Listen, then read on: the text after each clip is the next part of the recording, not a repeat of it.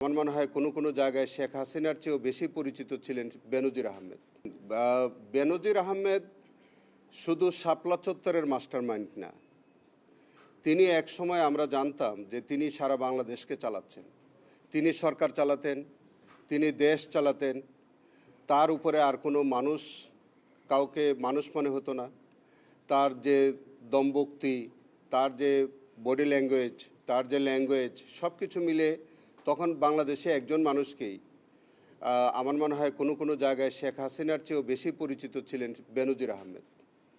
এই পরিচিতির কারণ হলো যে তিনি হেন দুষ্কর্ম নাই যেটা তিনি তার এই কর্মজীবনে তিনি করেননি, এবং সেটা আওয়ামী লীগ শাসনামলেই আমরা ধারণা করি যে আওয়ামী লীগের শেষ সময়ে তাদেরই কোনো আভ্যন্তরীণ কোন্দলে, তাদেরই কোনো কুশীলব তার এই কুকীর্তি প্রকাশ করে দেন।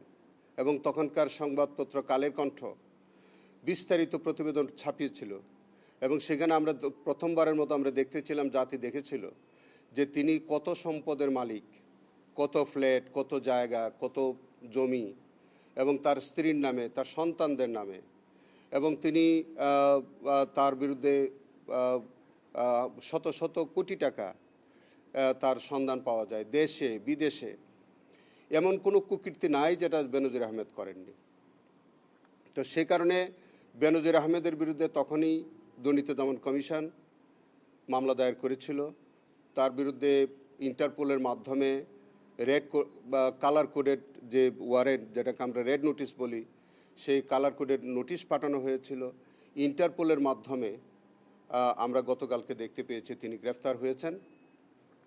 এই বেনজিরের বিরুদ্ধে তো ওই যে বললাম যে তিনি শুধু শাপলা চত্বরের মাস্টার মাইন্ড না, তার বিরুদ্ধে আমাদের ওখানে প্রায় 10টির মতো মামলা আমরা কিন্তু ইনভেস্টিগেশন করে যাচ্ছি, এবং প্রত্যেকটার সাথে তার কানেকশান আছে।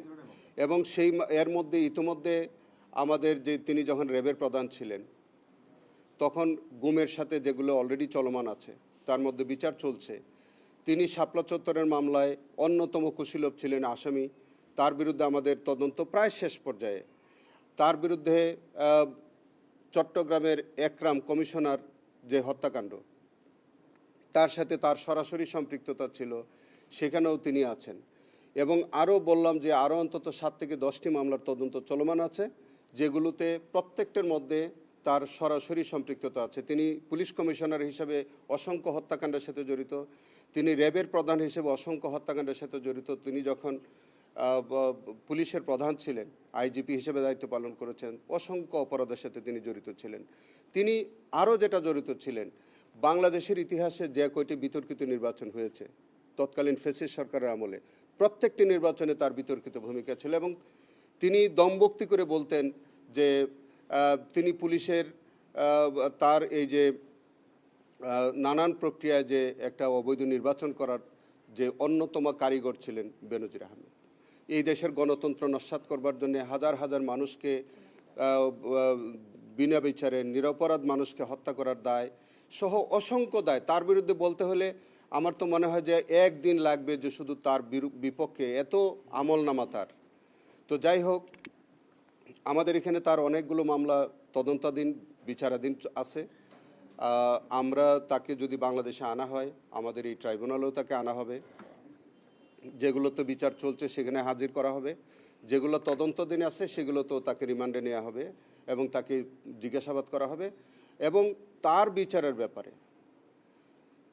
বিচারের ব্যাপারে আমাদের ট্রাইব্যুনাল সর্বোচ্চ কঠোর হস্তে এই বিচারটি সম্পন্ন করা হবে তার বিরুদ্ধে। তিনি যে গ্রেফতার হয়েছেন, এখন আসলে তাকে ফেরানোর বিষয়ে আইনি কোনো বিষয় আছে কিনা আপনার জানা মতে? আইনি ইতোমধ্যে সরকার আইনি ব্যবস্থা গ্রহণ করেছে। আপনারা দেখেছেন যে যেহেতু দুবাই সরকারের সাথে বা আমাদের সংযুক্ত আরব আমিরাতের সাথে আমাদের কোনো এক্সট্রাডিশন ট্রিটি নাই, কিন্তু আমাদের কূটনৈতিক সম্পর্ক আছে। ইতোমধ্যে কূটনৈতিক সম্পর্কের মধ্য দিয়ে আমাদের যে পারস্পরিক সহায়তা ফ্রেমওয়ার্কের আওতায় কূটনৈতিক চ্যানেলে বাংলাদেশ সরকারের পক্ষ থেকে যে কয়টি ওয়ারেন্ট আছে সেগুলো দিয়ে সরকার ইতিমধ্যে ইউএই সরকারের কাছে আবেদন করেছে তাকে বাংলাদেশে ফেরত দেওয়ার জন্যে। এবং এটা আপনারা জানেন যে ওখানকার একটা প্রসিডিউর আছে যে তাদের 30 দিনের মধ্যে আমরা যখন কোনো এক্সট্রাডিশনের আবেদন করা হয় সেখানকার প্রসিকিউটরের কাছে সেটা উপস্থাপন করা হয়। প্রসিকিউটর এটা আপিল আকারে তাদের আদালতে উপস্থাপন করে আদালতের অনুমতি সাপেক্ষে সেই বন্দীকে ফেরত পাঠানো হয়। তবে একটা শর্ত থাকে, সেটা হচ্ছে যে আমাদের সরকারের কাছ থেকে তারা একটা অঙ্গীকার নেয় যে তাদের কোনো নাগরিক যদি একইভাবে আমাদের দেশে গ্রেফতার হয় ভবিষ্যতে, তাহলে তারা যে সহায়তা আমাদেরকে করে যাচ্ছে এখন করবে, একইভাবে যাতে আমরা তাদেরকে সহায়তা করি।